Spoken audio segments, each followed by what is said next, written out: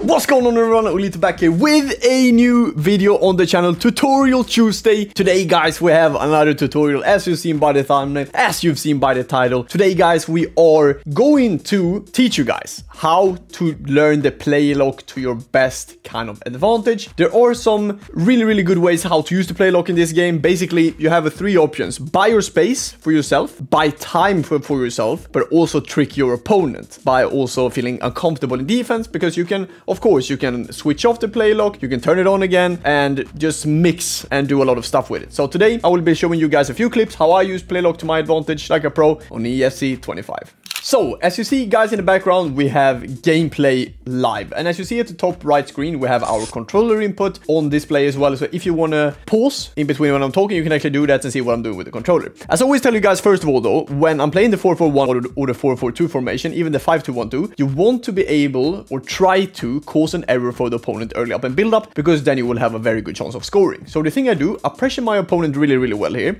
And when I get into this spot, you see that I basically perform a play lock. And you perform a play lock by pressing down L3 and R3 like this, like press them down so we can hear it.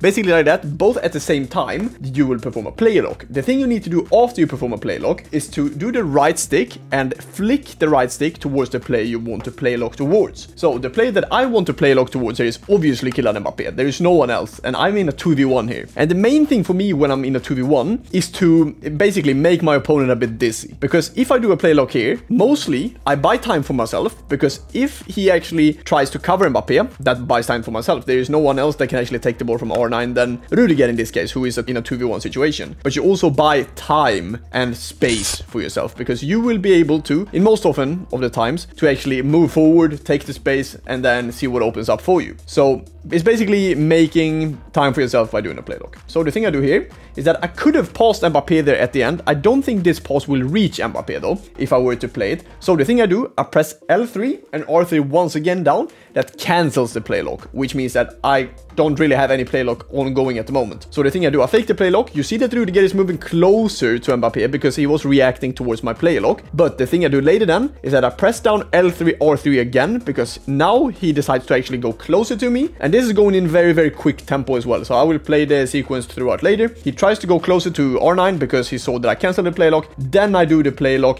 Now you see the lane is opening up between R9 and Mbappé. The thing I do then, R1X, finding Mbappe's feet and finding the shot into the back of the net, and we get a pretty nice rage quit because of it. So if we play through the sequence once again, look how quickly it goes. And this is just pro gameplay. Faking, doing it, take a touch, shoot, score. Once again, we play it one more time. Here again, play lock. He's moving closer to Mbappé because he's thinking the pass is coming. Then I do play lock again. He goes closer to R9. Then I play R1X to Mbappé, who scores to make it 3-1 in this game, but also a pretty good rage quit. Next clip is going to be us putting some really good pressure play on our opponent again, but this is going to be more of a basic play lock. And I think this video will move towards more how to use the play lock in the offensive third. I can do a tutorial for you guys if you want to see me using play lock more in build up or in def, and you can of course use it in defense, but more in build up. But this is going to be more of a, as I said, attacking play lock video. So the thing I do here, I find them up R9, and I see there is space in between Van de Ven and Dalot, and this is the money space where we always want to find the pocket in between the fullback and center back. So the thing I do, I find the pass here, but the thing I do as well, I see that Mbappé is in front of George, I believe the women's center back is called, and I do the play lock, I do R1X, because the R1X is so much more accurate than just doing a normal pass. I probably could have done a triangle pass here, but the thing I do an easy play lock to Mbappé, open net, and once again we use it in play lock to our advantage. We will play through it once again. It's going very quickly, so it's basically step overs, bum, I see that Mbappé is in front, play lock, R1X, bum, open net, and we score to make it 1-0 in this game.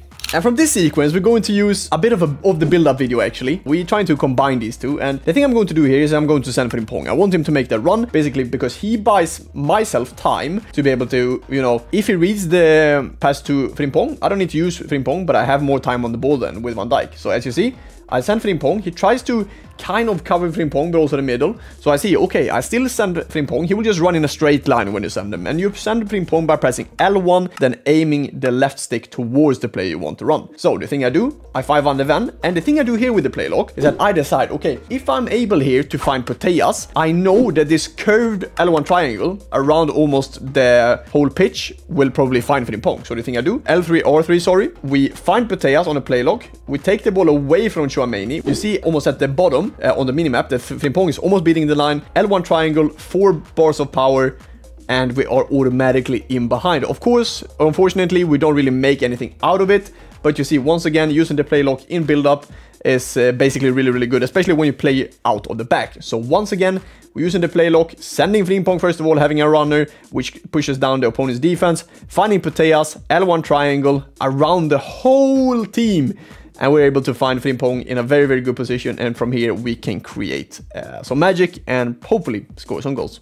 To me, this clip is exactly how you want to perform the play lock at a higher level. I think the first clip is really, really good by cancelling it, but that's a bit more advanced type of way of using the play lock. But I think this play lock is really, really good. So the thing I do, I send Theo Hernandez in behind. We all know about the first time triangles in this game, so this could have worked.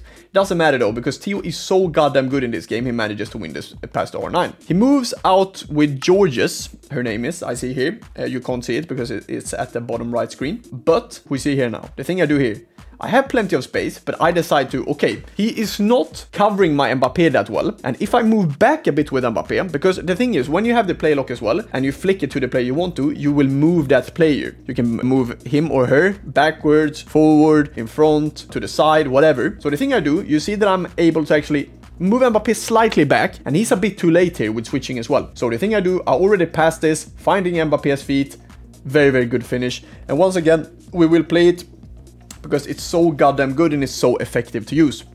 Once again, I buy myself time.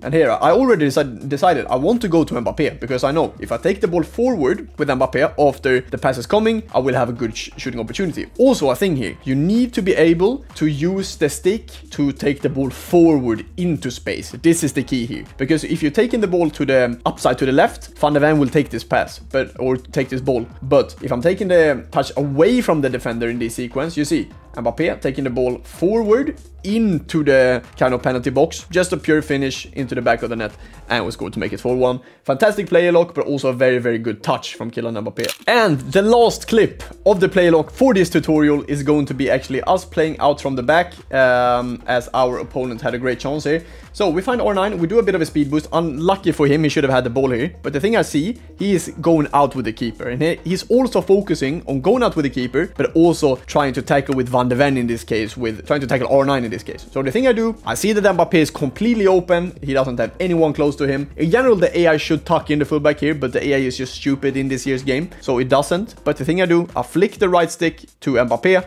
passing Mbappé, and from here, I mean, it's an easy finish. It's an open net. So I just take a touch and slot it home.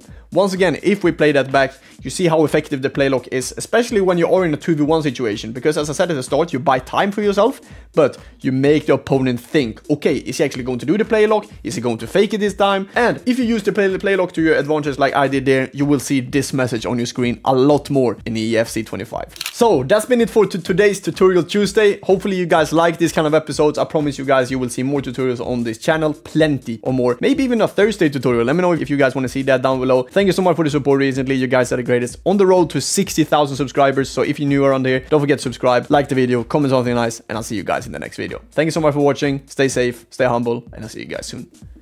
Bye-bye.